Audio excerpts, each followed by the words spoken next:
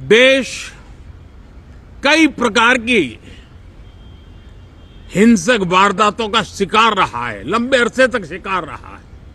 देश आजाद हुआ तब से ये समस्या को हम झेल रहे हैं, चाहे आतंकवाद हो, नक्सलवाद हो। कोई प्रारंभ में शुरू हुआ होगा, कोई बाद में शुरू हुआ होगा, लेकिन आज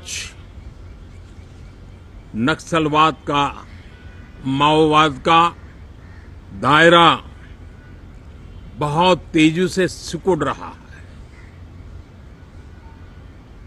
माओवाद को, नक्सलवाद को जड़ से उखाड़ने के संकल्प के साथ देश के सुरक्षा बल एक नए आत्मविश्वास से, तेज गति से सफलता की ओर कदम रख रहे हैं।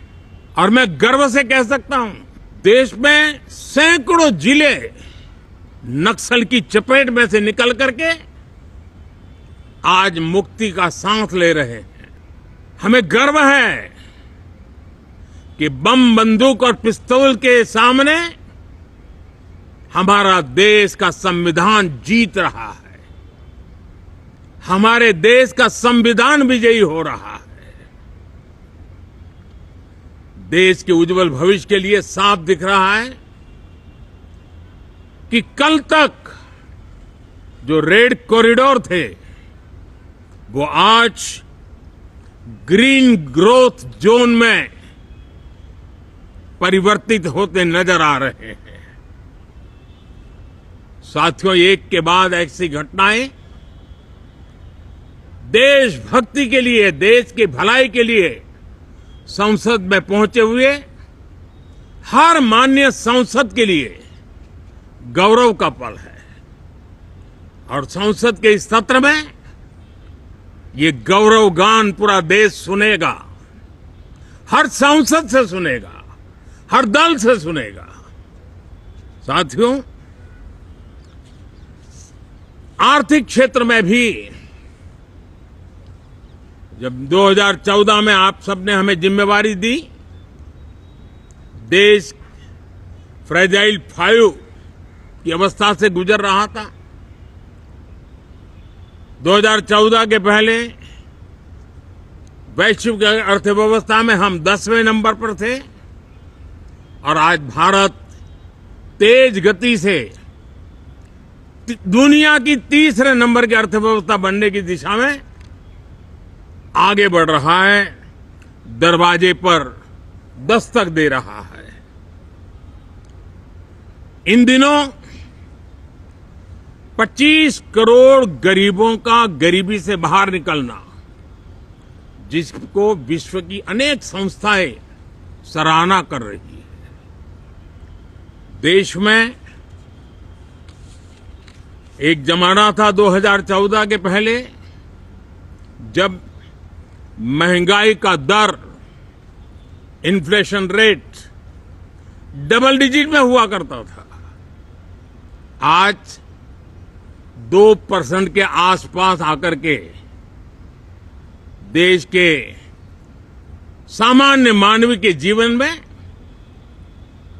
राहत बन गया है, सुविधा बन गया है।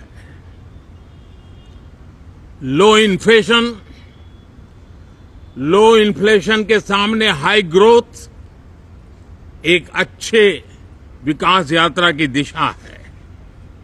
साथियों, डिजिटल इंडिया, यूपीआई आज भारत के एक नए सामर्थ्य को दुनिया देख रही है, पहचान रही है और ज्यादातर देश में उसके प्रति एक आकर्षण पैदा हो रहा है। यूपीआई ने फिनटेक की दुनिया में अपने एक नाम कमाया है। रियल टाइम डिजिटल ट्रांजैक्शन दुनिया में सबसे ज्यादा हो रहे हैं। दुनिया में जितने हो रहे हैं, अकेले भारत में उससे ज्यादा हो रहे हैं। साथियों, पिछले दिनों इंटरनेशनल लेबर ऑर्गेनाइजेशन का एक वैश्विक समागम था और उसमें भारत ने बहुत बड़ी ऊंचाई प्राप्त की है। आईएलओ का कहना है कि 90 करोड़ से ज्यादा लोग भारत में अब सोशल सिक्योरिटी के दायरे में हैं। ये अपने आप में एक बहुत बड़ा अचीवमेंट है। उसी प्रकार से वैश्विक संस्था WHO ने ये कहा है कि भारत अब आंख की जो बीमारी आमतौर पर बारिश के सीजन में ज्यादा देखी जाती थी, ट्रैकोमा, अब भारत को WHO ने ट्रैकोमा फ्री घोषित किया है।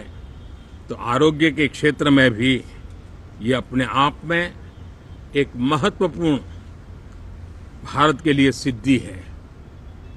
साथियों, पहलगाम की क्रूर हत्या, अत्याचार, नरसंहार, पूरी दुनिया चौंक उठी थी। आतंकवादी और आतंकवादी के आके दुनिया का ध्यान उनकी तरफ केंद्रित हुआ था और उस समय दल हित छोड़ करके देश हित में हमारे ज्यादातर दलों के प्रतिनिधि, ज्यादातर राज्यों के प्रतिनिधि विश्व भ्रमण किया, दुनिया के अनेक देशों में गए और एक स्वर से दुनिया के सामने आतंकवादियों का आका पाकिस्तान को बेनकाब करने का एक बहुत सफल अभियान चलाया। मैं आज राष्ट्रहित में किए गए इस महत्वपूर्ण कार्य के लिए उन सभी सांसदों की सराहना करना चाहता हूं, सभी दलों की सराहना करना चाहता हूं और उसने देश में एक सकारात्मक वातावरण पैदा किया। विश्व ने भारत की बात को स्वीकार करने की दिशा में अपने मन के द्वार खोले और इसके लिए ये हमारे सांसदगण, हमारे राजनीतिक दल सराहना करने के मेरे लिए सौभाग्य है। साथियों, हम जानते हैं कि ये स्पिरिट, एक स्वर, एक एकता का वातावरण देश को कितना उत्साह से भर देता है। विजयोत्सव का ये पर्व इस मानसून सत्र में भी उसी भाव से प्रकट होगा। देश की सैन्य शक्ति को सराहना करेगा, देश के सामर्थ्य का गौरवगान करेगा और देश के 140 करोड़ नागरिकों को नई प्रेरणा का कारण बनेगा। मुझे विश्वास है कि हम सब मिलकर के डिफेंस के क्षेत्र में आत्मनिर्भर होने के इन प्रयासों को बल दें, सेना के सामर्थ्य की सराहना करें और मैं आज देशवासियों के सामने जरूर कहूंगा और देश के राजनीतिक दलों से भी कहूंगा कि देश ने एकता की ताकत देखी है, एक स्वर का सामर्थ्य क्या होता है देखा है। तो सदन में से भी सभी माननीय सांसद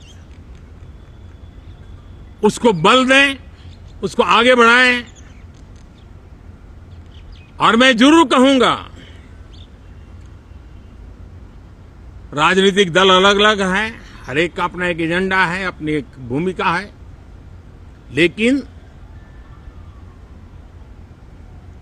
मैं इस वास्तविकता को स्वीकार करता हूं कि दल हित में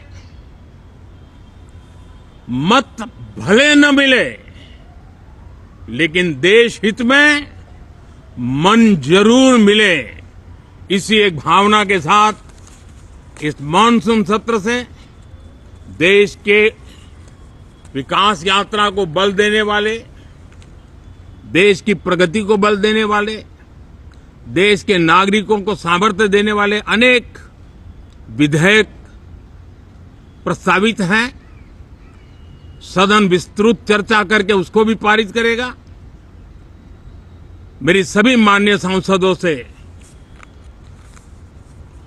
उत्तम डिबेट चलाने के लिए शुभकामनाएं हैं।